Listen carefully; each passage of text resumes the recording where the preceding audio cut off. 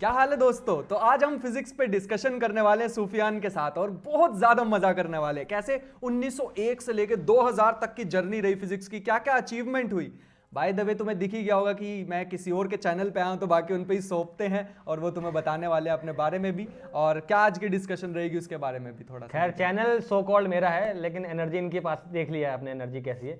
भाई एक्टर मैं हूँ यार, आप ये पहले ये क्लियर कर दो यार। एक्टर आप ही हो, बिल्कुल सही। एनीवे सो डिस्कशन होने वाली है कि कैसे हमने सो कॉल्ड क्वांटम मैकेनिक्स की जर्नी कैसी रही और कब वो चालू हुई। 1901 से चालू हुई, आई थिंक 1901 से चालू हुई। तो उसके ऊपर ही चालू करते हैं। पहले एंट्री करते हैं 1901 में मैक्स प्लैंक की। हाँ, मैक्स प्लैंक की। चलिए सर। तो एक्चुअल में हुआ क्या कि एक ब्लैक बॉडी की प्रॉब्लम चल रही थी। ब्लैक बॉडी साधारण भाषा में से समझो, बेसिक से समझाना चाहो तो कोई भी बॉडी, मैं भी हूं, जिस भी बॉडी का टेम्परेचर 0 केल्विन से ज्यादा हुआ उसमें से ना रेडिएशंस निकलती हैं, जिसे हम थर्मल रेडिएशन बोलते हैं।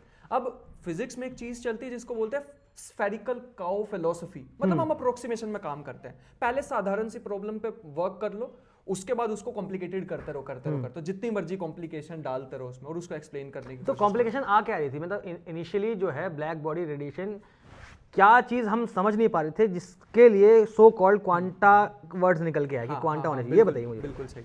मतलब ऐसा है कि जैसे अभी मैंने बताया थर्मल रेडिएशन के बारे में, हमने ना दो पार्ट में फिजिसिस्ट बट गए, एक थे एक्सपेरिमेंटल और एक थे थ्योरेटिकल। एक्सपेरिमेंटल वालों का क्या था, उन्होंने तो जल्दी जल्दी ग्राफ ड्रॉ कर दिया, एक तरफ वेवलेंथ रखी जैसे हमने एक्स वाई एक्सिस देखी है और एक तरफ टेम्परेचर को रखा, वेन डायग्राम शायद Venn simple X Y axis वाला डायग्राम उन्होंने एक ड्रॉ किया और एक शेप बना दी। अब थ्योरेटिकल वालों के लिए एक चैलेंज आ गया, उनको तो थ्योरी बनानी है, उनको तो इक्वेशन देनी है, ऐसी इक्वेशंस जो कि एक्सप्लेन कर सकें उस ग्राफ को। काफी सारे साइंटिस्ट आए, जैसे एक वीन थे और वेन्स लॉ जो निकल गया था, वीन्स लॉ जो आया, ऐसे काफी सारे साइंटिस्ट आए, सबने कोशिश कर ली। दिक्कत ये थी, सारे ही क्लासिकल फिजिक्स एज्यूम कर रहे थे चीजें कॉन्टिन्यूस होती हैं, एनर्जी कॉन्टिन्यूस होती है, इलेक्ट्रोमैग्नेटिक वेव जिसमें कोई भी ब्रेक नहीं होता। लेकिन इसमें वो एक्सप्लेन ही नहीं कर पा रहे। जो सो कॉल्ड जो बेल शेप बन के आ रहा था, जितना मुझे पता है कि हो रहा था कि जो कंटिन्यूस फिजिक्स बोल रही थी वो शेप उसको एक पॉइंट तक, मतलब एक पॉइंट तक मर्ज करता था, लेकिन फिर आगे निकल जाता था। वेन जो लॉज निकल के आ रहे थे वो ये था कि बेल शेप होगा कि पहले एक पॉइंट पे मैक्सिमम जाएगा और फिर नीचे ड्रॉप कर जाएगा। वो एक्सप्लेन नहीं कर पा रहे थे, जिसकी वजह से एंट्री करी क्वांटा ने। अब क्वांटा की एंट्री कैसे करवाई मैक्स प्लैंक ने, ये बताया। मतलब ऐसा समझो कि उनका लाइट से तो कोई लेना देना नहीं था मैक्स प्लैंक का। पहली बात तो उन्होंने नहीं बताया कि लाइट की छोटे छोटे पार्टिकल्स, नहीं, उन्होंने कहा एनर्जी शायद डिस्क्रीट फॉर्म में एग्जिस्ट करती होगी। उनके माइंड में कहीं भी नहीं था कि एनर्जी की क्वांटा जैसी फॉर्म होती है। उन्होंने कहा जो एनर्जी रिलीज हो रही है किसी भी बॉडी में से, या कोई स्पेशल टाइप की बॉडी, एक ब्लैक बॉडी का मतलब एक ऐसी बॉडी जिसमें से निकलने वाली रेडिएशन और किसी चीज पे डिपेंड नहीं करेगी, सिर्फ वेवलेंथ पे, अब ये टेंपरेचर पे डिपेंड। ये मैं समझना कि जैसे थोड़े गोरे मैं काला हूं तो मैं ब्लैक बॉडी हूं, कुछ और बता रहे हैं। नहीं, पहली बात मैं इसको क्लियर कर देता हूं, ब्लैक बॉडी जरूरी नहीं है ब्लैक कलर की। हाँ वही इसलिए बोला। बिल्कुल। तो ब्लैक बॉडी का मतलब ऐसी जिसमें से निकलने वाली जो रेडिएशन है वो सिर्फ टेम्परेचर पे डिपेंड करे। और परफेक्ट ब्लैक बॉडी शायद वो होती है जो सारी की सारी चीजें रेडिएशन जो उस पे मतलब जो है वो निकाल अब्सॉर्ब लेगी और जो अब्सॉर्ब कर दे। जितनी ऑब्जर्व करेगी उतनी निकलेगी, लेकिन जितनी ये समझाओ मुझे कि परफेक्ट ब्लैक बॉडी क्या है। परफेक्ट ब्लैक बॉडी का मतलब जितनी भी उस पे रेडिएशंस पड़ेंगी एब्जॉर्ब करने की क्षमता रखती है, सारी की सारी। रेडिएट भी कर सकती है। हाँ, इसे ब्लैक बॉडी बोलेंगे, इसे ही spherical philosophy, spherical cow philosophy. हाँ, वो उसमें मैं ऐसी एग्जिस्ट थोड़ी करती है, एग्जिस्ट रियल लाइफ में ऐसी बॉडीज 100% ब्लैक बॉडी जिसे हम बोल सके, ये हमने अप्रोक्सीमेशन मान ली। इसको कॉम्प्लिकेट करेंगे ना धीरे धीरे, नहीं साइंटिस्ट सॉल्व कर पा रहे थे, तो मैक्स प्लैंक ने सोचा शायद आज तक जो हम सोच रहे थे ना उससे हट के सोचते हैं। रैशनलिस्ट थे वो बहुत बड़े खुद भी, लेकिन फिर भी उन्होंने सोचा कि आज तक की जो थिंकिंग है ना, ये मैक्सवेल वगैरह की इलेक्ट्रोमैग्नेटिक वेव होती है, इसको हटाते हैं, एक नई जर्नी चालू करते हैं। शायद जो लाइट है वो डिस्क्रीट फॉर्म में एग्जिस्ट करती होगी। पूरी थ्योरी इन्होंने एक्सप्लेन कर दी, ब्लैक बॉडी रेडिएशन के बारे में बताया, ग्राफ भी एक्सप्लेन हो गया।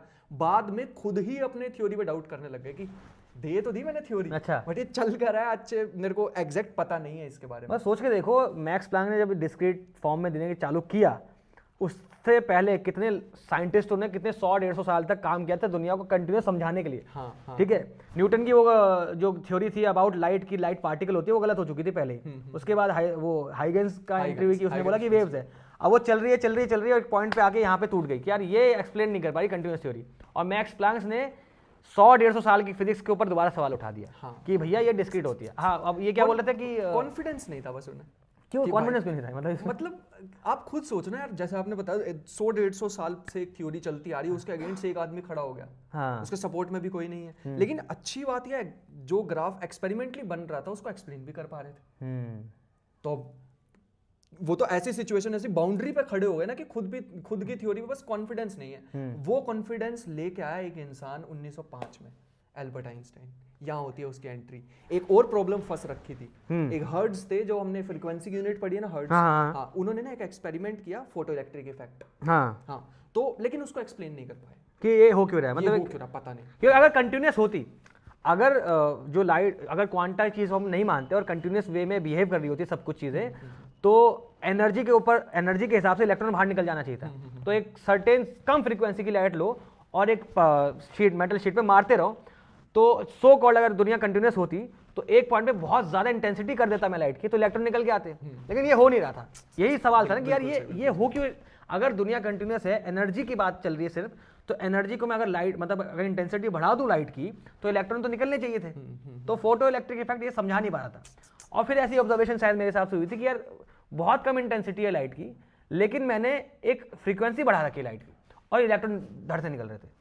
ये शायद कंफ्यूजन क्रिएट हुई थी ना उसके ऊपर। मतलब मेन ये था कि आइंस्टाइन ने बताया कि शायद जो हम कॉन्टिन्यूस वाला चक्कर लेके चल रहे हैं ना अभी तक, उसको हटाते हैं, मॉडिफाई करते हैं चीजों को। वही न्यूटन जैसी चीजों को वापस एक बार लेकर, अलग थी न्यूटन की theory by the way, but Einstein ने सोचा कि शायद न्यूटन तो रिफ्रैक्शन को ही नहीं डिफाइन कर पा रहा था। न्यूटन की जो थ्योरी थी पार्टिकल की, वो रिफ्रैक्शन को ही डिफाइन नहीं कर पाई थी ना, कॉर्पस्कुलर थ्योरी, वो तो पहले ही डिस्कार्ड। वो शायद ये कहती थी कि अगर हम डेंसर मीडियम मूव करेंगे तो स्पीड ऑफ लाइट बढ़ जाती है, जबकि कम हो रही थी ना, इसलिए शायद वो पहले ही डिस्कार्ड हो गई थी। हाँ, तो फिर आइंस्टाइन आए, उन्होंने कहा कि शायद लाइट जो है ना वो डिस्क्रीट फॉर्म में एग्जिस्ट करती है, छोटे छोटे पैकेट्स में एग्जिस्ट करती है। इसके ऊपर एस.सी. वर्मा ने बहुत अच्छा, एस.सी. वर्मा की किताब में मैंने एग्जांपल पढ़ा था कि अगर हम माने कि पानी जो है वो वेव है और मतलब गुब्बारा एक पार्टिकल है, तो लाइट जो है वो पानी से भरा गुब्बारा है। वो क्वांटाज में एनर्जी को हमने क्वांटाइज कर दिया, गुब्बारे में भर दिया। ये शायद यही था ना। हाँ, बिल्कुल। इस पे आइंस्टाइन ने बताया कि जब तुम इंटेंसिटी बढ़ाते हो तो नंबर ऑफ फोटॉन्स फेंकते हो, ज्यादा नंबर ऑफ फोटोन भेजोगे, ज्यादा नंबर ऑफ इलेक्ट्रॉन निकल जाएंगे, गिवन वो फोटोन की एनर्जी एक थ्रेशोल्ड से ज्यादा हो। थ्रेशोल्ड मतलब एक मिनिमम फ्रीक्वेंसी हमने डिफाइन कर दी, इससे ज्यादा दोगे तो इलेक्ट्रॉन निकलेगा, वरना तुम बढ़ाते रहो इंटेंसिटी जितनी बढ़ानी, कुछ नहीं होगा उससे। जैसे मैं अभी इनको राजन भाई को बताया था अपनी जर्नी के बारे में कि मैं थिएटर वाला आदमी हूँ, तो थिएटर भी एक ऐसी बात, जो ये थोड़ा आउट ऑफ टॉपिक चल रहा है, कि थिएटर भी एक ऐसी सो कॉल्ड प्लेट है जिसपे अगर तुमने 4 साल से ज़्यादा थिएटर कर लिया तो फोटो इलेक्ट्रिक इफेक्ट हो जाएगा, तुम कभी जिंदगी में एक्टिंग नहीं छोड़ पाओगे। मैं फिजिक्स वाला आदमी आज दोबारा फिजिक्स में जा पा रहा हूँ, लेकिन बहुत मुश्किल है जर्नी, यानी बस उसके बाद फिर उनकी काफी सारे, उन्होंने 4 पेपर पब्लिश किया अलग अलग, और सारे के सारे डिजर्विंग थे कि हर किसी को नोबेल प्राइज मिल सके।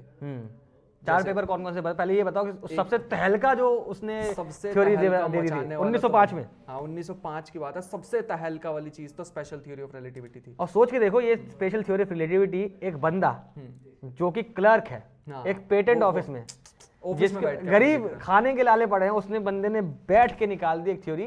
और क्या सवाल पूछा था उसने कि क्या सच में दुनिया एब्सोल्यूट है, कि क्या आज तक हम मानते आ रहे थे कि चीजें सिर्फ मतलब टाइम स्पेस ये सारी चीजें एब्सोल्यूट है, सबके लिए सेम है, सबके लिए सेम है। और वो मतलब थॉट एक्सपेरिमेंट, क्या आपको याद है? जितना मुझे याद आ रहा है कि वो थॉट एक्सपेरिमेंट क्या हुआ था कि शायद आइंस्टाइन किसी बस में बैठ के जा रहा था, उसने किसी क्लॉक टावर को देखा, उसने सोचा कि क्या अगर मैं मूव कर रहा हूं तो अभी मेरे लिए टाइम सेम होगा जो बंदा दूसरा वहां पे खड़ा है। यही कहानी है कि नहीं? मुझे यही है ना। उस एक सवाल ने कि क्या टाइम एब्सोल्यूट है कि नहीं, उसने जन्म दे दिया स्पेशल थ्योरी ऑफ रिलेटिविटी को। आज तक लोग क्या समझते हैं कि स्पेशल थ्योरी ऑफ रिलेटिविटी मतलब हो गया इक्वल mc स्क्वायर, बहुत फेमस इक्वेशन है खैर वो, लेकिन क्या है स्पेशल थ्योरी ऑफ रिलेटिविटी, ये बताओ यार थोड़ा। स्पेशल थ्योरी ऑफ रिलेटिविटी एकदम साधारण भाषा में बताऊं तो वो बताना चाह रही चीजें रिलेटिव हैं। जरूरी नहीं है जो मेरे लिए समय बीत रहा है और जो आपके लिए समय बीत रहा है वो सेम होगा। अगर यहाँ 4 बजे हैं तो पूरे यूनिवर्स में ही 4 बजे होंगे। जैसे न्यूटन कहते थे कि कोई तो भगवान होंगे जिन्होंने एक बार वो टाइम का एरो छोड़ दिया, चलता जा रहा है, चलता जा रहा है। अच्छा, इससे न्यूटन से थोड़ा आउट ऑफ टॉपिक जाता हूँ। न्यूटन शायद जितना मैंने पढ़ा है कि 31 या 32 साल के बाद वो एल्केमी में घुस गया था, वो जादू टोना में चला गया था। आई थिंक तुमने पढ़ा कि नहीं? नहीं, मैंने पढ़ा। तो चाय लाओ यार, चाय है क्या? मस्त हो जाएगी यार। अरे पॉज मत करो तो हाँ, ये एल्केमी की बात बता रहा था मैं कि न्यूटन, नील डेग्रास टायसन ये सब जो है ना, न्यूटन के बारे में तारीफ करते हुए बोलते हैं कि उसने लॉ ऑफ ऑप्टिक्स दिया, ग्रेविटी का लॉ दिया, मतलब लॉ ऑफ मोशन दिया।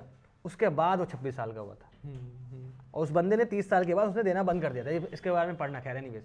तो हम कहाँ थे? आइंस्टाइन की, हमने आइंस्टाइन की थ्योरी ऑफ रिलेटिविटी पे। हाँ, तो बस यही था कि टाइम जो है वो रिलेटिव टर्म है, सबके लिए अलग अलग हो सकता है, वेलोसिटीज अलग अलग पर्सन के लिए अलग अलग हो सकती हैं। और उन्होंने बताया कि ये स्पीड ऑफ लाइट जो कांस्टेंट होती है पूरे यूनिवर्स में, ये बड़ी इंपॉर्टेंट चीज है। ये चीज है यार। हाँ, ये बड़ी उसने सब कुछ नकार दिया। हाँ, सारे एब्सोल्यूट फैक्टर खत्म कर दिए, सिर्फ एक एब्सोल्यूट फैक्टर लेके कि भैया स्पीड ऑफ लाइट कांस्टेंट है। बिल्कुल सही। जैसे फॉर एग्जांपल मान लो हम दोनों एक ट्रेन पे सेम डायरेक्शन में जा रही है, मेरी ट्रेन चल रही है 10 से, हम दोनों ट्रेन के ऊपर खड़े हैं, मेरी 10 से ट्रेन चल रही है 10 की स्पीड से, आपकी भी 10 से चल रही है, हमने एक दूसरे को देखा, तो मेरी स्पीड आपके रिस्पेक्ट में कितनी होगी?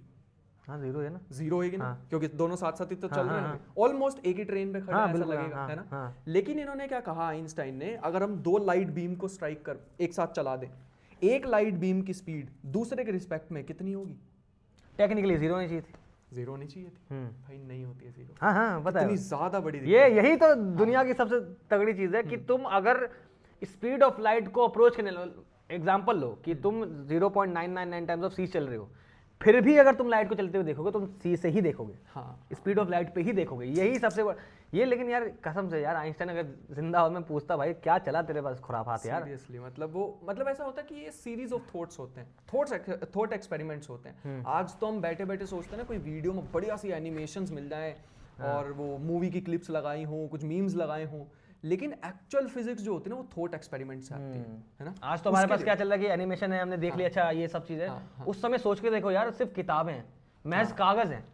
उस कागज में बैठ के वो बंदा बैठा है, उसने सोचा है कि स्पीड ऑफ लाइट एब्सोल्यूट होनी चाहिए, और उससे जन्म हो गया इक्वल mc स्क्वायर का। वहां से इक्वल टू mc स्क्वायर भी अधूरी इक्वेशन है, बाय द वे वो फेमस ज्यादा वो है। हाँ, बट वो थोड़ी सी अधूरी इक्वेशंस है, इक्वेशन है। वो स्क्रीन पे हम यहाँ पे जरूर, अगर समय मिला तो जरूर एडिटिंग के कारण लगा देंगे यहाँ पे। वो इक्वेशन अधूरी क्यों है बताइए? हाँ, पूरी कैसे होगी? एक्चुअल में इक्वेशन है जिसमें मोमेंटम की भी टर्म आती है। ऐसे कैसे हो सकता है ना कि लाइट जो पार्टिकल्स अभी हम बात कर रहे थे, छोटे छोटे पार्टिकल से बनी है, फोटोन से बनी है, वो ट्रैवल कर रही है, उसके पास हम बोलते हैं एनर्जी है, उसके पास मोमेंटम भी है।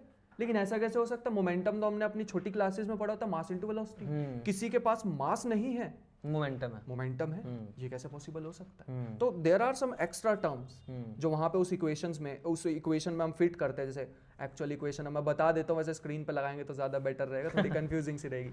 ई square equal to mc square, फिर उसका whole square plus pc square, कुछ ऐसी सी इक्वेशन, इतनी बड़ी सी इक्वेशन होती है। वो ई स्क्वायर को इधर स्क्वायर में जो रूट वगैरह बना के, मतलब समझ गए ना, इतनी खतरनाक सी इक्वेशन है जिसको हम सिंपल फॉर्म में इक्वल टू mc स्क्वायर बोलते हैं। और इसकी इम्प्लीकेशन तो भाई एटॉमिक बॉम्ब बन जाएगा इससे, और क्या चाहते हो? बहुत सारे लोग पहले ना बचपन में मैं भी सोचता था यार, एक बात सोचो यार, सूरज जलता कैसे है? ना ऑक्सीजन पहुंच रही है वहां पर, ना वहां पे ईंधन है, पेट्रोल, तो जल कैसे रहा है? और बहुत लोग सवाल भी पूछते हैं कि सूरज कैसे जल रहा है? तो भैया वो रीजन यही है, इक्वल mc स्क्वायर। वहां पे न्यूक्लियर फ्यूजन हो रहा है, हाइड्रोजन एटम को मिला के हीलियम बना रहे हैं, और उसका कंबाइंड मास जो आ रहा है हीलियम का, वो कम आ रहा है एज कम्पेयर टू जो 4 हाइड्रोजन मॉलिक्यूल हम 4 हाइड्रोजन के एटम को जो मिला रहे हैं। इस चक्कर में जो मास लॉस हो रहा है वो एनर्जी बन जा रहा है। तो ये जो हमारे दिमाग में हमने बचपन में पढ़ा था कि मास कंजर्व है, इस चीज़ को हटा दो अपने दिमाग से। मास कंजर्व नहीं है, एनर्जी कंजर्व होती है, एनर्जी फॉर्म ले लेती है मास में। ओवरऑल यूनिवर्स की एनर्जी कंजर्व है, या फिर एनर्जी प्लस मास कंजर्व कर लीजिए, ये है ना, ये चीज़ है। हाँ, बिल्कुल सही। चाय पीजिए यार। अरे बिल्कुल भी, वो एनर्जी देखो, एनर्जी को ये गर्म रहेगी इनकी चाय, एनर्जी देख रहे हो, हीट प्रोड्यूस कर देते हैं। तो मतलब ऐसा था कि इसके तो इनफाइनाइट इम्प्लीकेशंस है, एप्लीकेशन है इक्वल टू mc स्क्वायर, तभी इसको the most beautiful equation in physics बोला जाता है। और सिर्फ इसको ही इक्वल टू mc स्क्वायर को लोगों को बिल्कुल दे डोंट केयर कि पूरी इक्वेशन है क्या, इतनी फेमस है। मैंने एक रील बनाई थी, उसमें लोगों ने बोला भी था कि यार तुमने पूरी इक्वेशन लिखी, तू पढ़ा लिखा नहीं है, ऐसा है वैसा। ऐसा करते हैं बहुत। मैं कहा यार एक बात बताओ, मैं अगर तुम्हें मैथमेटिकल इक्वेशन सॉल्व करने लगूंगा तो यार मैं टीचर बन जाऊंगा, मैं एक्टर हूँ यार। अध्यापक जी यहाँ बैठे हैं, ये तभी मैं इनके साथ बैठा हूँ चर्चा करने के लिए कि भैया क्या क्या डेप्थ में और चीजें निकल के आएंगी। बिल्कुल सही। जैसे फॉर एग्जांपल अभी मैं बोल दूं कि फोटोन का मास 0 होता है, 50 कमेंट्स आ जाएंगे, फोटोन का मास 0 नहीं होता, फोटोन का रेस्ट मास 0 होता है। अब फिर मेरे को रेस्ट मास भी बताना पड़ेगा क्या होता है ना, फिर मेरे को मैथमेटिक्स घुसानी पड़ेगी, तो वो थोड़ा कभी कभी लूजली चल जाता है। बट हाँ, अगर साथ साथ कवर भी करते रहो चीज़ों को तो ज़्यादा बेटर रहता है। लेकिन आयरनी देखो, आइंस्टाइन की जो तुम बोले कि मोस्ट ब्यूटीफुल इक्वेशन जिसको हम कहते हैं इक्वल mc स्क्वायर, उसको उसके लिए नोबेल प्राइज नहीं मिला। उसके लिए नोबेल प्राइज किसके लिए मिला? फोटो इलेक्ट्रिक के लिए, कि भैया लाइट जो है वो फोटोन से मिलके बनी है, इस चक्कर में उसको नोबेल प्राइज मिल गया। इक्वल्स एमसी स्क्वायर जिसने दुनिया फोड़ दी एक पॉइंट पे, उसके लिए कुछ नहीं मिला। हाँ, तो अब जर्नी कंटिन्यू करते हैं और कुछ बात इस पे ऐड करना चाहेंगे आप? रिमार्केबल और भी पेपर थे, जैसे फॉर एग्जांपल उन्होंने ब्राउनियन मोशन के बारे में बताया था। By the way atoms actual में एग्जिस्ट करते हैं, ये भी इसी भाई साहब ने बताया, तो क्या दिमाग है। ब्राउनियन मोशन है ना, ब्राउनियन उससे पहले थ्योरीज थी कि हाँ शायद एटम होते होंगे, और ब्राउनियन मोशन जो आप लोगों ने पढ़ा होगा या नहीं पढ़ा होगा, सिंपल टर्म्स में बोलता हूँ कि अगर हम माइक्रोस्कोप से देखें, किसी सो कॉल्ड लिक्विड सरफेस पकड़ लेते हैं, तो उसमें आपने बहुत छोटा पार्टिकल डाल दिया है, तो वो ऐसे ऐसे मूव करता जाता है। वो तभी हो सकता है जब लिक्विड के जो पार्टिकल्स है वो कंटिन्यूसली रैंडम मोशन में हो और बॉम्बार्ड कर रहे हो। तो ये प्रूव कर देता है कि ये जो लिक्विड तुम देख रहे हो, जिसको तुम स्मूथ समझ रहे हो, वो एक्चुअली मिलके बना है एटम से, और वो एक दूसरे को टकरा रहे हैं और वो मोशन बन के आता है। इसको हम ब्राउनियन मोशन कहते हैं, रैंडम मोशन ऑफ पार्टिकल, साधारण भाषा में ऐसा बोल सकते हैं। और ऐसे ही 4 पेपर जैसा हमने बताया, उसके बाद तो भाई उनके दिमाग में आया कि इसमें ग्रेविटी कैसे लेके आऊं। एक्सेलरेशन का special theory of relativity constant velocity deal कर रही थी, इनर्शियल फ्रेम पे डील कर रही थी, इनर्शियल फ्रेम में डील कर रही थी। सारा खेल ही वही था कि भैया अब आते इसको, अब उन्होंने कहा कि इसमें लाते हैं एक्सेलरेशन, और जो न्यूटन की बेसिक इक्वेशन तो उन्होंने कर दी करेक्ट। हाँ, लेकिन वो जो लॉ ऑफ ग्रेविटेशन है, जहां पे न्यूटन ने एक मिस्ट्री छोड़ दी थी कि अगर ये मून है, यहाँ पे अर्थ है, इनके बीच में कोई तो फोर्स है, ग्रेविटेशनल फोर्स, क्या हो रहा है, क्यों ये एक दूसरे की तरफ अट्रैक्ट हो रहे हैं अकॉर्डिंग टू न्यूटन्स थ्योरी, पता नहीं। न्यूटन ने भी एक क्वेश्चन मार्क करके छोड़ दिया था कि रीडर खुद सोच ले इनके बीच में हो क्या रहा है। मेन आइंस्टाइन है, उन्होंने सोचा कि यार इसको भी सॉल्व करना पड़ेगा। अब से पहले एक चीज मैं एक और चीज बताता हूँ, हुआ क्या ना कि न्यूटन को एक चीज तो पता थी, वो ये पता थी, शायद उस समय मरकरी का मोशन देख लिया होगा, कि जो मरकरी का जो प्लैनेटरी ऑर्बिट है वो बहुत रैंडमाइज है, उसको न्यूटन की इक्वेशन सॉल्व नहीं कर पा रही थी। ठीक है, कैपलर्स लॉ भी लगा लो, सब लगा लो, तो न्यूटन की इक्वेशन सॉल्व नहीं कर पाई। तो बहुत साइंटिस्ट और एस्ट्रोनॉमर समझते थे कि सन और मरकरी के बीच में भी एक और प्लैनेट है, जिसके वजह से उसका मोशन थोड़ा हिला हुआ है, इस चक्कर में वो सोच रहे थे। लेकिन वो चीजें जो है ना, अब आइंस्टाइन जब इस पे काम करने लगा, और आइंस्टाइन की उपलब्धि यही थी कि जब उसने अपनी general theory of relativity publish करी, तो उसने उसकी थ्योरीज ने उस मोशन का प्रूफ दे दिया, उसको उसके ऑर्बिट को डिफाइन कर दिया, ये उसकी स्ट्रेंथ थी। हाँ, एनीवेज हम कंटिन्यू करते हैं। बस उसके बाद उन्होंने फिर मैथमेटिक्स सीखनी स्टार्ट की, जो रिक्वायर्ड थी उस समय पे, कि भाई इसको अगर हम एक्सेलरेशन को भी बीच में डिस्कशन में लाना चाहते हैं, ग्रेविटी को एक्सप्लेन करना चाहते हैं, ग्रेविटेशनल फील्ड क्या होती है उसको एक्सप्लेन करना चाहते हैं, तो और मैथमेटिक्स सीखनी होगी। और मैथमेटिक्स उस समय पे जो इस पे काम आ सकती थी, कर्व्ड चीज़ों पे काम आ सकती थी, वो डेवलप हो रही थी tensor calculus, one of the most difficult बोला करते हैं भाई। हिल्बर्ट साहब भी उसमें, हाँ, हिल्बर्ट साहब भी उसमें काम कर रहे थे। तो लगभग एक काइंड ऑफ एक वॉर सी छिड़ गई अब दोनों में। मैंने बाय द वे रील बनाई थी इसके ऊपर कि डेविड हिल्बर्ट ने आइंस्टाइन को बोला भी था कि यार आइंस्टाइन भाई, जो फिजिक्स इतनी कॉम्प्लिकेटेड है कि तुमसे हम सिर्फ फिजिसिस्ट पे छोड़ नहीं सकते। तो उसने जो इक्वेशन आइंस्टाइन को 3 साल से परेशान कर दी थी, उसने 5 दिन में सॉल्व कर दी। बस छोटी सी चीज मिस हो गई थी, लैंग्वेज नहीं थी, लैंग्वेज फिजिक्स देती है। मतलब मैथमेटिकल इक्वेशंस तो काफी हैं। हाँ, जैसे फॉर एग्जांपल एकदम रैंडम चीज लेके आता हूँ, स्ट्रिंग थ्योरी, इक्वेशंस तो वो भी हैं, एक्सप्लेन क्यों नहीं कर पा रही वो फिर सही से चीजों को, है ना, क्योंकि वो लैंग्वेज नहीं दे पा रही कि इसका इम्प्लीकेशन क्या है इस चीज का ना, ये उसके ऊपर आता है। बिल्कुल सही। तो मैथमेटिकल इक्वेशंस को मीनिंग देने का काम फिजिक्स करता है, लेकिन उतनी ही इंपॉर्टेंट मैथमेटिक्स भी है। तो अब इन दोनों में वॉर छिड़ गई। फिर हिल्बर्ट ने कर ली थी कंप्लीट पहले, हाँ, और 5 दिन पहले, 5 दिन पहले, बट आइंस्टाइन को कुछ करेक्शंस दिखी, वो उसने की और फिर उसे पब्लिश किया 1915 में। 1915 में हाँ, 1915। मैं बताता हूँ वो हुआ क्या था कि आइंस्टाइन ने जब उसको देखा कि सॉल्व हो गई इक्वेशन सारी, तो सारा सवाल दोबारा मरकरी पे आ गया कि ऑर्बिट नहीं समझा पाई हिल्बर्ट की इक्वेशन मरकरी की। फिर उसने कहा भैया गलती कर दी इसने यहाँ पर, और वहाँ से उसने उसको प्रूव करना चालू किया, मतलब उसने फिर अचीव कर ली, वो बात बड़ी बात है। By the way Albert Einstein और ओपनहाइमर के बीच में अगर हम खैर इस टॉपिक में डिस्कस करें कि नहीं करें, बहुत अच्छा टॉपिक आता है जिसमें एल्बर्ट आइंस्टाइन ओपनहाइमर से बोलता है कि ओपनहाइमर सिर्फ एक चीज़ हम दोनों में कॉमन है, वो ये है कि हम दोनों की मैथ्स अच्छी नहीं है। ओपनहाइमर बम बनाने चला गया था ना, तो आइंस्टाइन अगेंस्ट था उसके। ये कितनी खूबसूरत बात है, the only thing common between us is disdain of mathematics. Anyways, yes, बस उसके बाद तो फिर जर्नी ही स्टार्ट हो गई। एक बार उसने वो टूल बॉक्स बना दिया, वो जनरल थ्योरी ऑफ रिलेटिविटी बना दी, उसके बाद तो चीज़ें ऐसी निकलनी स्टार्ट हुई उसके बीच में से। जैसे फॉर एग्जांपल उन्होंने 1916 में बताया कि पूरे यूनिवर्स में ना कुछ ग्रेविटेशनल वेव्स एग्जिस्ट करती होंगी। मान लो ये शीट है, काफी बार सबने सिमुलेशन उसकी देख ली होगी, एनिमेशन, कि पूरी एक शीट है, उसमें अगर मैं किसी पत्थर को फेंक दूं या पानी में पत्थर को फेंक दूं तो रिपल्स बनते हैं। यूनिवर्स में भी वैसे रिपल्स बनती होंगी। मैं वीडियो से पहले भी इन्हें बता रहा था, इतनी कमाल की बात कि कुछ काफी बिलियन साल पहले या काफी बिलियन लाइट ईयर्स दूर कुछ तो दो ब्लैक होल्स आपस में टकराए बिलियन साल अच्छा शायद तब अर्थ भी बनी थी या नहीं बनी थी पता नहीं बनी होगी। हाँ तो इतनी दूर से रिपल्स आ रही थी ट्रैवल करके हाय हाय हाय और वो डिटेक्ट होनी थी 2016 में जो कि हुई, नोबेल प्राइज भी मिले लोगों को, कीप थॉर्न को मिला उसके लिए। एग्जैक्ट 2016 से पीछे चले जाए 1916 में, 100 साल पीछे एग्जैक्ट एक आदमी आने वाला था जो बताने वाला था कि भाई होती हैं यूनिवर्स में ग्रेविटेशनल वेव्स। ये स्पेस जो हम देखते हैं ना, ये एम्प्टी स्पेस, ये फैब्रिक है, ये काइंड ऑफ इसमें वाइब्रेशंस प्रोड्यूस हो सकती हैं, इसमें तुम किसी चीज को रखोगे तो इसके अराउंड बेंड हो सकता है। और 100 साल बाद एग्जैक्ट वो चीज वही हुआ। हाँ वो चीज हमने डिटेक्ट कर ली, सच में होती है यार ये चीज। नहीं वो जैसे तुमने बोला था कि न्यूटन के पास जब सवाल आया, न्यूटन ने बता नहीं पाया कि यार कोई चीज अट्रैक्ट क्यों कर रही है, सन और अर्थ अट्रैक्ट क्यों कर रही है। सेम जब सवाल आइंस्टाइन ने उठाया तो उसने बोला यार इसके बीच में सिर्फ स्पेस है, फिर उसको चमका कि इनके बीच में स्पेस है, यानी स्पेस कुछ तो इन्फॉर्मेशन कैरी कर रहा है और उसने जन्म दिया उस चीज़ को आके।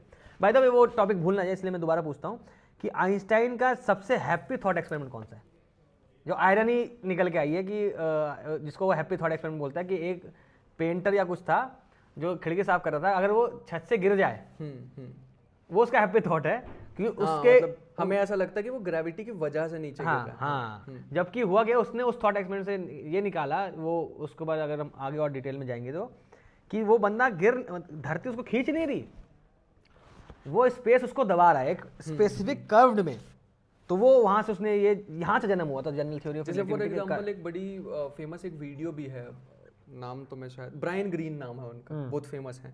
उन्होंने एक ना एक्सपेरिमेंट भी करके दिखाया, जैसे फॉर एग्जांपल अगर मैं ये कप लूं और इसे छोड़ दूं, किसकी वजह से गिरेगा? न्यूटन के अकॉर्डिंग ग्रेविटी की वजह से। मतलब कोई भी चीज अगर गिरती है तो उस पर ग्रेविटी लगती है, जबकि उन्होंने एक्सपेरिमेंटली दिखाया अगर किसी भी चीज को छोड़ेंगे तो ग्रेविटी गायब हो जाती है। फ्री फॉल ग्रेविटी गायब हो जाती है। तो उन्हें एक्सपेरिमेंटली भी करके दिखाया, एक बोतल लो उसमें पानी भर दो, उसमें बहुत सारे छेद कर दो, पकड़ के रखो उसे, पानी नीचे गिरेगा, लेकिन उसे छोड़ दो पानी गिरना बंद हो जाएगा। मतलब ग्रेविटी काइंड ऑफ गायब हो गई, ग्रेविटी का। बट आइंस्टाइन ने उसको और ज्यादा डीप में बताया कि भाई फैब्रिक ऑफ स्पेस टाइम लाना पड़ेगा तुम्हें डिस्कशन में, ऐसे नहीं बनेगी बात। और कितनी ज्यादा कमाल की बात है ना, मैं इसके बारे में एक बुक रीड कर रहे थे जो ग्रेविटेशनल वेव के बारे में बात कर रहे हैं हम, तो लगभग 27 साल इन्हें लग गए एक्सपेरिमेंटली वो पूरा सेटअप बनाने में, गवर्नमेंट से वो पैसे लेने में, यूएस की गवर्नमेंट से, और इतना 27 साल का समय लगा, एग्जैक्ट 2016 में वो चीज हो गई। अरे यार वाह, कितना कोइंसिडेंस खतरनाक नहीं है। 1991 में इन्होंने लगभग शुरू किया था, 1991 में, 2016 में ही वो चीज डिटेक्ट हुई। यार आइंस्टाइन के साथ तो सारी कोइंसिडेंसेस बोलो या नेचर का कॉल कह लो, उस पर हम ये स्टोरी भूल जाते, उससे पहले मैं बताता हूँ कि हुआ ये कि जब आइंस्टाइन ने 1915 में दे दी कि भाई स्पेस टाइम तो मुड़ा हुआ है, तो उसको टेस्ट करने की बात आई। तो हुआ ये कि 1916 में एक ब्रिटेन के एक एस्ट्रोनॉमर थे, नाम मैं भूल रहा हूँ उनका, तो उन्होंने कहा कि इसको प्रूव करते हैं। अब चल रही थी वॉर, जर्मनी और जो इंग्लैंड था वो अपोजिट साइड में थे, तो मना हो गया कि नहीं हो सकता, और वो सिर्फ जो एक्सपेरिमेंट कर सकते थे वो एक्लिप्स में कर सकते थे। और 1919 की डेट आती है, 1919 में शायद 19 मई था या क्या था, मैं डेट भूल रहा हूँ, वहाँ पे सोलर एक्लिप्स होने वाला है, एक्सपेरिमेंट होने वाला है कि आइंस्टाइन की थ्योरी सही है कि नहीं, ये देखना है दुनिया को। और हो रही है दिन भर बारिश, और टाइम आता है कि भैया इतने 6-7 मिनट के लिए एक्लिप्स होगा और फिर निकल जाएगा। यकीन करो बारिश रुकती है, हल्के से बादल छटते हैं और वो दिखता है, और उसमें एक्सपेरिमेंट होता है और प्रूव हो जाता है कि यार स्पेस टाइम मुड़ा हुआ है। ये देखो सारी चीज़ आइंस्टाइन के साथ कुछ तो लग रहा है, नेचर अपने आप को रिवील कर रहा था आइंस्टाइन को। ली भी है ना आइंस्टाइन की पहले। अरे बहुत यार, बहुत जिंदगी भर उसने बहुत, 1905 से पहले उसका स्ट्रगल भी तो है ना बहुत। क्या एक ऑफिस में, छोटे पेटेंट ऑफिस में बैठ के अपनी थ्योरी लिख रहा है, उससे पहले उसके पास जॉब नहीं है, खाने के लिए कुछ नहीं है, फादर की उधर से तबीयत खराब है, और कितना स्ट्रगल कर रहा है वो। एक दिन आता है भाई, वही होता है ना, काफी चीजें हम करते रहते हैं, एक दिन वो चीज क्लिक कर जाती है, बस वैसा ही हुआ। लेकिन एक सोचो यार राजन भाई, एक ज़माना था दुनिया के इतिहास में जहाँ पर सुपरस्टार जो थे ना वो साइंटिस्ट थे। हाँ थे ही, वो मैरी क्यूरी की काफी फेमस वीडियो है, शायद किसी मूवी की क्लिप है या कुछ। तो आज साइंटिस्टों की वो वैल्यू नहीं है यार, मतलब आज मैं मतलब है इंडिया में मतलब मैं क्या बोल रहा था, मैं एक चीज़ मैंने नोटिस की, जब मैं पीएचडी कर रहा था आईआईटी में, पीएचडी करने वाले को लोग ना मोस्टली क्या कहते हैं कि मुफ्त की खा रहे हैं ये लोग। और इंडिया कितनी गवर्नमेंट अच्छी है कि शायद इंडिया इकलौता है या 2-3 कंट्री होंगे दुनिया में जो कि पीएचडी में स्टाइपेंड दे रहे हैं कि तुम रिसर्च करो हम पैसा दे रहे हैं, वरना बाहर पीएचडी बहुत महंगी है। हमारे इंडिया में साइकोलॉजिकली हम सोचते हैं कि पीएचडी जो कर रहा है वो बंदा बेवकूफ़ वो टाइम पास कर रहा है। इस चक्कर में ये सोच के देखो हम कितनी हमारे पास कैपेबिलिटीज़ हैं कि हम कितना कुछ ला सकते हैं, लेकिन ये सिर्फ ये जो थॉट चलने लगा है जो इंडिया में कि यार इसलिए रिस्पेक्ट नहीं आ रही मुझे जितना लगता है, उस चक्कर में लोग इस पर आगे जा नहीं रहे। खैर ये तो रही बात इन सब की। अब हम कौन से वक्त के काल में चले? 1916 में ही हैं अभी, क्योंकि अभी श्वार्ज़चाइल्ड की एंट्री होने वाली हाँ है। हाँ हाँ। अरे वो तो हाँ। उन्होंने बताया कि अगर हम किसी स्टार को कंप्रेस करते रहें, कुछ तो ऐसी लिमिट एग्जिस्ट करेगी कि जहां पे वो एक बड़े स्ट्रेंज बिहेवियर शो करना शुरू कर देगा। ये solve by the way Einstein की इक्वेशन से ही हो रहे थे। हाँ, आइंस्टाइन की इक्वेशन, सब आइंस्टाइन मैथमेटिक्स चलना। हाँ। और वो बंदा श्वार्ज़चाइल्ड वॉर में है, वो वॉर लड़ रहा है और बैठ के अपनी थ्योरी उसके आइंस्टाइन की सॉल्व कर रहा है। आइंस्टाइन को भेजा उसने, पेपर्स कलेक्ट करके एक लेटर में भेजा और आइंस्टाइन खुश हो गया और वो तो एकदम अचंभित हो गया कि भाई ये कैसे हो सकता है, तू तो वॉर में बैठा हुआ है। उसके कुछ समय बाद श्वार्ज़चाइल्ड की डेथ हो गई। मेरे को रीजन एग्जैक्ट नहीं पता, बट उतने छोटे टाइम पीरियड में भी उस भाई ने एग्जैक्ट एक सॉल्यूशन ढूंढ लिया आइंस्टाइन की इक्वेशन। वॉर को जोड़ दी फिजिक्स। सोचा वॉर के बीच में दुनिया फिजिक्स से प्यार कर रही है। लिखा भी था ऐसे कुछ लाइंस भी लिखी थी कि वॉर ने मेरे को ऐसा ब्लेसिंग दी है कि मैं उतने समय के लिए जीवित रहूं कि मैं इसको सॉल्व करूं। क्या बात है यार, श्वार्ज़चाइल्ड। तो वहां से फिर ब्लैक होल की जर्नी स्टार्ट हुई और उसके बाद बिल्ड किया। सबसे मेन टॉपिक जो रिसर्च का रह गया वो ये रह गया, क्योंकि इस पे अब बहुत सारी चीजें आने वाली थी, काफी सारे लोग इस पे काम करने वाले थे। जैसे ब्लैक होल पे स्पेसिफिकली बताऊं तो पहले तो स्टडी हो रही थी, काफी सारे लोग आए, जैसे हम चंद्रशेखर की बात करें, चंद्रशेखर, ओपनहाइमर ने इन पे काम किया और भी एक फर्मी थे, हम उनको फर्मियोन्स के नाम से, वो पार्टिकल्स होते हैं ना फर्मियोन्स, बोसोन, उनके नाम से जानते हैं, लेकिन उन्होंने थोड़ा काम इधर भी किया था। ऐसे ही बहुत सारे साइंटिस्ट थे, इन्होंने काम किया। फिर बीच में वर्ल्ड वॉर शुरू हो गई। फिर वर्ल्ड वॉर के बाद काफी सारे लोग आए। मेन जो जहाँ पे आके ब्लैक होल एक इमर्जिंग चीज बनी जो नॉर्मल लोगों तक भी पहुंची, वो थे जॉन व्हीलर। हाँ, उन्होंने नाम दिया अपने एक लेक्चर में ब्लैक होल। अच्छा। हाँ, वहां से फिर मेन पब्लिक तक पहुंचा कि भाई ये चीज एग्जिस्ट करती है, क्योंकि उससे पहले फिजिसिस्ट का काम था, वो पेपर पे था, उसका कोई नाम नहीं था, बस कोई बॉडी होती थी जिसपे बहुत ज्यादा ग्रेविटेशनल पुल, इतना खतरनाक लाइट भी बाहर ना आ सके, बस इतना पता था लोगों को। लोगों तक पहुंचाने के लिए वो जॉन व्हीलर ने जब वो टर्म डिस्क्राइब किया ना कि काइंड ऑफ एक लगभग एक वैक्यूम क्लीनर की तरह है, ऑल्दो उस पे बहुत काम अभी होना था, अभी पेनरोस को आना था और बहुत सारे पेनरोस डायग्राम निकल के आता, जिससे आइंस्टाइन की थ्योरी कहती है कि वही जब उसको हमने सॉल्व किया कि ब्लैक होल भी एग्जिस्ट करता है, व्हाइट होल भी एग्जिस्ट करता है और मल्टीवर्सेस भी एग्जिस्ट करते हैं, वो आइंस्टाइन की जनरल थ्योरी ऑफ रिलेटिविटी से सॉल्व होने लगा था। इससे पहले अब ये बताओ कि यार अब इस ब्लैक होल पे चर्चे पे आएंगे, बहुत लंबा टॉपिक होगा। ये बताओ कि आइंस्टाइन को दिक्कत क्या होगी अपनी थ्योरी से, जिसके वजह से वो क्वांटम फिजिक्स के अगेंस्ट हो गए, जिस पर नील बोर्ड ने काम किया जाके आगे। वो भाई साहब क्या हुआ, जो क्वांटम फिजिक्स है ना, वो वर्क करती है प्रोबेबिलिटी पे। जैसे फॉर एग्जांपल एक एटम है, मान लो मेरे हाथ में, इमेजिनरी, ठीक है, इमेजिन करने की कोशिश करते हैं। हमने आज तक सोचा था उसमें से कॉन्टिन्यूअस रेडिएशंस निकलती रहेंगी, लेकिन ये तो थ्योरी भी फेल हो गई थी। स्टार्टिंग में बताया हमने कि लाइट तो एनर्जी वो कॉन्टिन्यूअस फॉर्म में नहीं, वो डिस्क्रीट फॉर्म में निकली है ना। लेकिन जब हमने एक्सपेरिमेंट करने स्टार्ट हुए ना, हम एग्जैक्ट नहीं बता पा रहे थे किस समय पे कौन सी एनर्जी निकलेगी, हम प्रोबेबिलिटीज बता पा रहे थे कि शायद निकल जाएगी, शायद निकलेगी, और इस समय पे ये निकलेगी, इसकी इतनी प्रोबेबिलिटी है। हाँ। एक्स और वाई के टर्म्स में बताता हूँ मैं, एक्स निकलने की प्रोबेबिलिटी इतनी है, वाई निकलने की प्रोबेबिलिटी इतनी है। एक्सपेरिमेंट करेंगे तो पता लगेगा, उससे पहले नहीं मैं बता पाऊंगा। हाफ प्रोबेबिलिटी है 5 एनर्जी निकलेगी, ऐसे ही बोल रहा हूँ, रैंडम नंबर। 5 आधी प्रोबेबिलिटी है, 50% चांस है 5 निकलेगी एनर्जी, 50% चांस है 10 निकलेगी। कैसे पता लगेगा 5 निकलेगी या 10?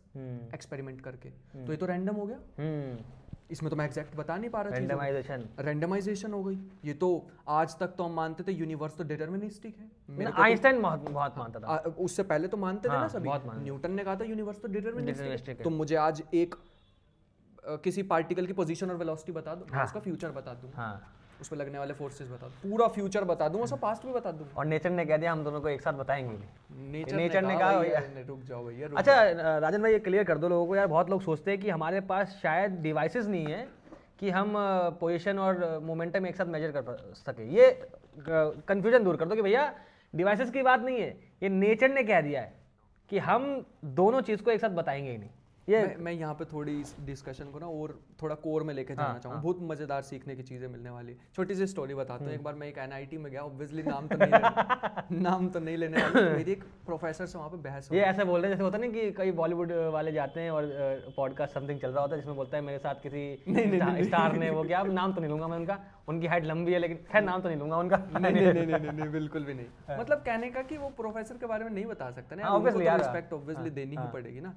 तो उन्होंने कहा, मैं उनको बता रहा था ऐसे, मैं स्टेज पे हूँ और मतलब वो सामने बैठे हैं, तो उन्होंने मुझसे, मैंने लास्ट में कहा अपनी पूरे इवेंट के बाद कि अगर किसी पे भी कोई क्वेश्चन है ना तो वो पूछ लो। मैं क्वांटम मैकेनिक्स के बारे में बता रहा था बाय द वे। तो उन्होंने कहा कि सारी डिस्कशन तो ठीक करी आपने अभी ये जो बताया ना कि हम पार्टिकल को मेजर कर सकते हैं या फिर इसमें रैंडमनेस होती है, या यही एटम वाला एग्जांपल मैंने वहां भी दिया था कि जो रैंडम चीज़ है, नहीं, एक्चुअल में हम मेजर कर सकते हैं और पे इंस्ट्रूमेंट नहीं। अरे यही तो फील ये सर ने वो बोल दिया। यही अब फिर मेरे को वहां पे दिल पे लग गई भाई। मैंने कहा भाई ये डाउट तो मैं क्लियर किए हुए नहीं जानने वाला हूँ। मेरे 20 से 25 मिनट बहुत ज्यादा होते हैं जब भाई एंड में Q&A चल रहा हो ना, 20-25 मिनट हम उस पर लगे। मैंने फिर वहां पे बताया, और मैं आज सेम चीज बताना चाहूंगा। जब हम फंडामेंटल लेवल पे चले जाते हैं ना, हमें ऐसा लगता है कि हमारे पास इंस्ट्रूमेंट नहीं, मैं उसे मेजर नहीं कर पाऊंगा। वो एक्चुअल ही रैंडमनेस है, नेचर ही उस तरह से बना हुआ है। नेचर छलावा है जिसको हम फिलॉसफी टर्म में कि सत्य ही छलावा। मैंने वही समझा रहा था कि एक ना बहुत अच्छा एग्जांपल आया था। जैसे मान लो ये चीज़, अगर ये चीज़ बहुत तेज़ी से रोटेट करने लगेगी तो जितना एक्यूरेटली मैं इसके इस साइड को जान पाऊंगा उतना ही मैं इनएक्यूरेट हो जाऊंगा इसके पीछे क्या है। कि अगर तुम मोमेंटम और क्या नाम है पोजीशन में से एक चीज़ को पकड़ लोगे, डिफाइन कर दोगे, तो नेचर क्या करेगा, दूसरी चीज़ को डिफाइन करना बंद कर देगा, कंप्लीट डिफाइन खत्म कर देगा उसका। तो यहाँ पर डिवाइसेस की फेलियर नहीं हो रही, ये नेचर की। जैसे नील बोर के मैंने जब रील लिख रहा था उसमें डायलॉग लिखा था मैंने कि रियलिटी रियल होना डिमांड नहीं करती। तुम बेसिक लेवल पे जाओगे ना तो रियलिटी इतनी अजीब हो जाती है कि यार तुम कुछ भी बिहेवियर चल रहा होता है और लोग सोचें कि हमारे पास इंस्ट्रूमेंट नहीं है, कि नेचर ने अपने इंस्ट्रूमेंट सेट कर देंगे भैया हम सब चीज़ बताएंगे नहीं तुम्हें। हम धीरे धीरे पर्दा खोलेंगे, अलाउ ही नहीं करते हम, अलाउ ही नहीं करते कि और ये इसके ऊपर इससे निकल के आगे बात ये भी बता दो यार, वो जो डबल स्लिट एक्सपेरिमेंट का है, ऑब्जर्वेशन चेंजेस रिजल्ट के ऊपर है। कुछ लड़के हैं जो अपने बायो में लिख लेते हैं YDSC। तो मैंने लिख रखा है क्वांटम स्टेट, मैंने YDSC लिखा है और मैं उसके हाँ क्या बात है, ये तीनों लोग सारे क्वांटम वाले ही हैं। तो मेरे को तो सबसे मजेदार एक्सपेरिमेंट लगता है दुनिया। मान लो ये मेरी फिंगर्स हैं, इसके बीच में थोड़ी सी जगह दिख रही होगी ना, मैं जूम करके भी दिखा देंगे। तो ये जगह के बीच में मान लो तुमने लाइट को फेंका और सामने कुछ ऐसे पैटर्न्स टाइप बन गए, ठीक है। अब पैटर्न बनते हैं वो इंटरफेरेंस पैटर्न, वो काइंड ऑफ ऐसे डार्क ब्राइट बैंड से। अब ऑब्वियस सी बात है अगर तुम किसी लाइट को फेंकोगे वो तो बहुत सारी ऐसे कॉन्टिन्यूअस फॉर्म में आ रही, क्लासिकल फिजिक्स बता रहा है। यहाँ से लाइट आ रही है, सामने बैंड बन गए, ठीक है। पानी में भी बनते हैं ऐसे बैंड। तुम दो कोई अपने हाथ कोई लो और ऐसे मारना शुरू कर दो पानी में, एक हाथ की वजह से रिपल बनेंगे, दूसरी की वजह से बनेंगे, दोनों आपस में टकराएंगे तो एक पैटर्न तुम्हें दिखाई देगा। सेम पैटर्न ऑलमोस्ट यहाँ पे भी दिखाई देता है। लेकिन लाइट तो पार्टिकल से बनी है ना। तो हमने ना एक ऐसा इंस्ट्रूमेंट बना दिया, ऐसा टूल बना दिया जो एक पार्टिकल छोड़ सकता है एक समय पे। हाँ, ये एक्सपेरिमेंट हमने दोबारा करना स्टार्ट किया। फेंकते गए हम एक पार्टिकल को, फेंकते गए, सामने हमने देखा फिर से वही पैटर्न बन रहा है। तो दुविधा आ गई। आइंस्टाइन ने तो अभी प्रूव कर दिया ना फोटो इलेक्ट्रिक इफेक्ट का यूज करके, भाई नोबेल प्राइज मिला उसे। उसने तो प्रूव कर दिया, 1921 में नोबेल प्राइज मिला कि light is made up of particle. लेकिन ये फोटोन को जब मैं एक एक करके भी फेंक रहा हूँ वो तो पार्टिकल जैसा नेचर नहीं शो कर रहा। पार्टिकल, अरे मेरे हाथ में बंदूक है, सामने दो दरवाजे हैं, मैं चलाना शुरू कर दूं मशीन गन को, कहाँ लगेंगे वो? सामने ही तो लगेंगे, फैलेंगे थोड़ी, फैल रहे। ये तो दुविधा आ गई। जिस पे मल्टीवर्स के लोगों ने बहुत सारे आप बताए थे, इस पे अलग-अलग इंटरप्रिटेशंस, उसकी फिर वो आ जाती हैं कि उसको तुम कैसे समझ सकते हो, काफी सारे तरीके हैं उसको समझने के। तो यहाँ पे दुविधा आ गई कि क्या चक्कर हो रहा है। कुछ जगह पे जैसे फॉर एग्जांपल एक पोलराइजेशन होता है, वहाँ पे वेव थ्योरी वर्क करती है, फोटो इलेक्ट्रिक है, वहाँ पे पार्टिकल नेचर वर्क करता है। तो दिक्कत क्या आ रही है? जो उसका मन कर रहा है वो कर रहा है भाई, वो ऐसा हो गया। सारे साइंटिस्ट ने इस पे थ्योरी लिख के बाल उड़ा लिया। अरे कसम से यार, आइंस्टाइन के उड़ भी गए। आइंस्टाइन के तो उड़ भी गए थोड़े बहुत, बट वो अलग बात है। स्टाइलिश बंदा था, उसके तो कर्ली से थे, सेक्सी मैन। तो उसके बाद 1924 में आए एक डी ब्रोगली साहब। उन्होंने बताया कि भाई इनका ना जितने भी मटेरियल पार्टिकल भी हैं, इनका ड्यूअल नेचर होता है, दोनों नेचर रखते हैं ये। दुनिया ड्यूअल नेचर है। हाँ, दुनिया ही ड्यूअल नेचर है, ऐसा बोल सकते हैं। जितने भी मेनली मटेरियल पार्टिकल के बारे में उन्होंने बताया कि तुम सेम एक्सपेरिमेंट करो, ठीक है, तुम फोटोन के साथ भी करो, इलेक्ट्रॉन के साथ भी करो, सॉरी इलेक्ट्रॉन के साथ भी करो, तुम सेम करो। इलेक्ट्रॉन हम आज तक मानते थे, मैं अगर बोलूंगा ना कि इलेक्ट्रॉन, आपके मन में भी एक डॉट जैसी चीज आ जाएगी, पार्टिकल चल रहा है कुछ। हाँ, कुछ तो पार्टिकल है। लेकिन जैसे हमने एक एक इलेक्ट्रॉन को भी मारना शुरू किया, भाई दिमाग फट गए सबके, फिर से वही पैटर्न बन गया, तहलका हो गया यार, तहलका। मतलब मैटर भी वेव है, वेव भी मतलब ये भाई क्या है, ये अंतियारंभ टाइप है, तो ये फिलोसफिकल टाइप है ये, कि चीजें मिल गई हैं, फिलोसॉफिकल वाली चीजें आ जाती हैं। हाँ, मैं ये मानता हूँ, मैं कहीं भी पढ़ा था कि अल्टीमेटली साइंस और फिलोसफी मिल जाएंगे एक पॉइंट पे जाके। जिस हिसाब से अब साइंस पे काम हो रहा है ना, तुम देखना वो जो चीजें निकाल के दे रही है, reality is not locally real, समझ रहे हो, वो ये सत्य छलावा है, ये सब चीजें ना फिलोसफी में जाके मिल जाएंगी। एनीवेज, बिल्कुल सही। तो डी ब्रोगली साहब ने लोकलाइजेशन चीज है, इस पे बहुत गहरी डिस्कशन हो सकती है, फिलोसॉफिकली भी और साइंटिफिकली भी। इस पे तो अलग से वीडियो बना देंगे यार।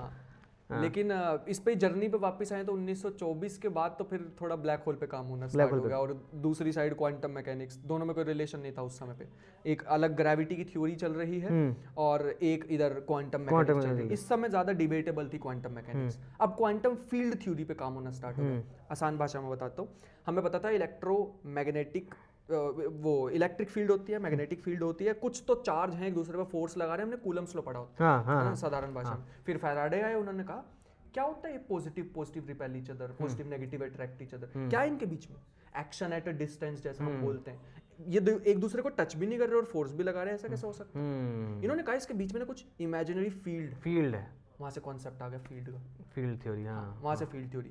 तो यहाँ सेम डिस्कशन यहाँ भी हो गई। अब क्वांटम ग्रेविटी कैसे आई, चलो क्वांटम में भी आ गई कि क्वांटम में भी फील्ड्स लेके आते हैं। तो हमने आज तक पढ़ा कि इलेक्ट्रॉन पार्टिकल होता है, इन्होंने कहा नहीं, पूरे यूनिवर्स में एक फील्ड फैली हुई है जिसको हम इलेक्ट्रॉन फील्ड बोलते हैं। उस फील्ड की वाइब्रेशन को हम इलेक्ट्रॉन बोलते हैं। क्या बात है, पूरे यूनिवर्स में एक फील्ड फैली हुई है जो इलेक्ट्रोमैग्नेटिक फील्ड है।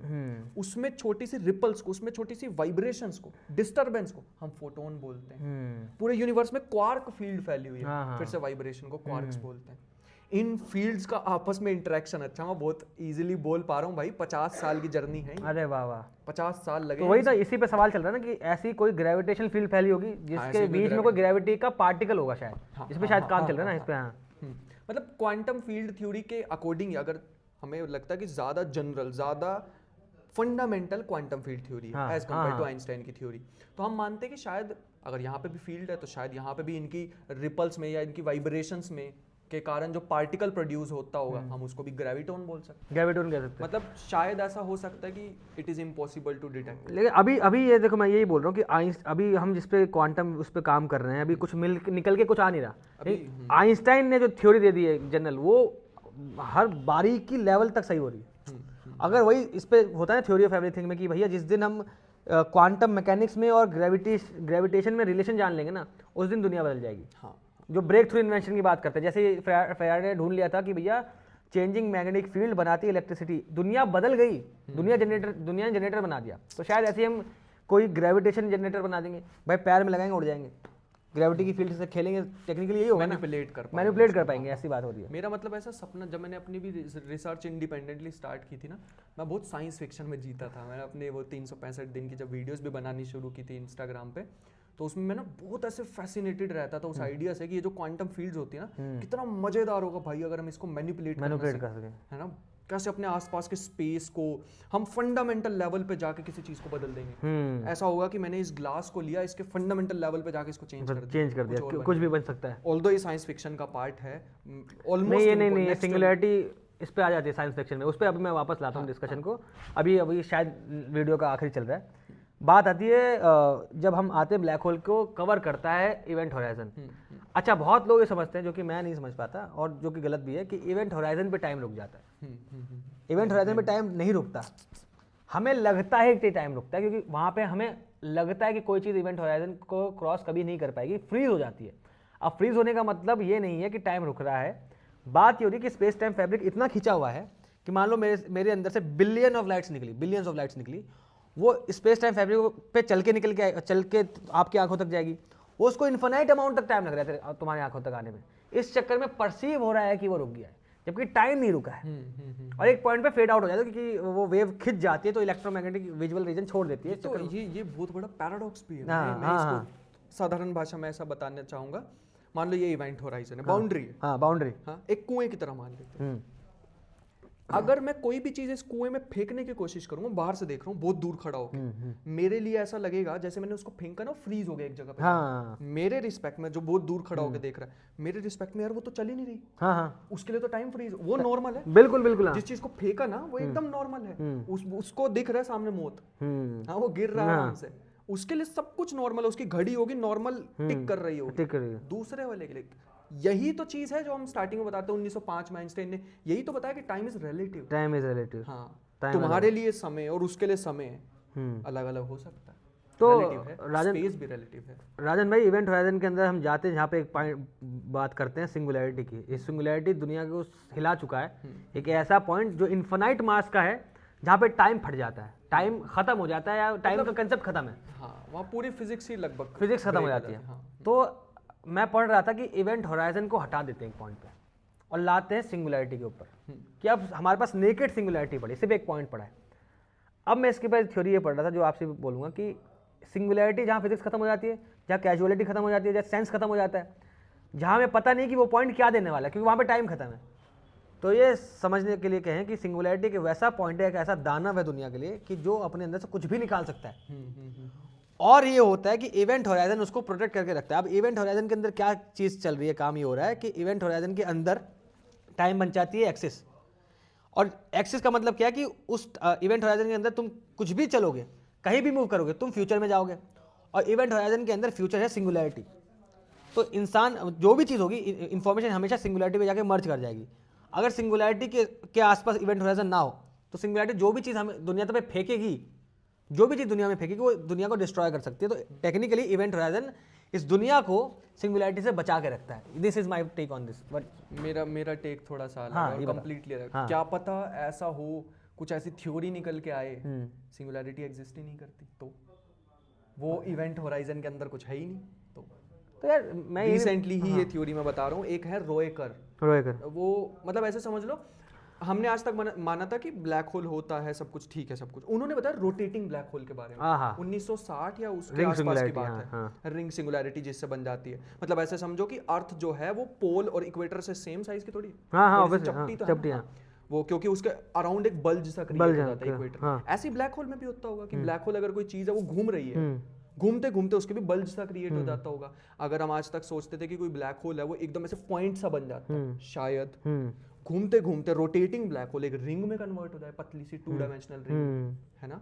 मतलब जैसे हम वो सिंगुलैरिटी की तरफ गिरे, उसके अंदर से किसी और यूनिवर्स में पहुंच जाए, मे बी ये पॉसिबिलिटी। पता नहीं हमें उसके अंदर क्या हो रहा है। इसके बाद थ्योरी है, कमाल है। इसके बाद थ्योरीज, फिलोसफी वो काम करती है। एक और चीज, अभी रिसेंटली मैं वो रोएकर के बारे में बता रहा था, 1960 में आए थे वो, और किसी को नहीं पता था कि भाई वो इंसान कहाँ गया उसके बाद, 1960 के बाद। अभी रिसेंटली उनका एक पेपर पब्लिश हुआ। अच्छा, ये 1922-23 की बात है। हाँ, मैं नहीं बात, मेरे को तो खुद लगा था भाई नहीं है वो इस चल रहा है, टाइम ट्रेवल चल रहा है क्या यार। हाँ, फिर सीरियसली ऐसे ही लगा जैसे वो टाइम ट्रेवल करके आए हो। उन्होंने पेपर पब्लिश किया जिसमें उन्होंने सजेस्ट किया शायद ब्लैक होल में सिंगुलैरिटी एग्जिस्ट नहीं करती। अच्छा, मतलब सिंगुलैरिटी जैसी कोई चीज होगी नहीं, प्योरली थ्योरेटिकल चीज, लेकिन कितना कमाल का आइडिया है, एक न्यू पर्सपेक्टिव हमें देता है। ये जो रिंग सिंगुलैरिटी वाला भी मैं बाय द वे बता रहा हूँ, ये काफी कॉम्प्लिकेटेड चीज है।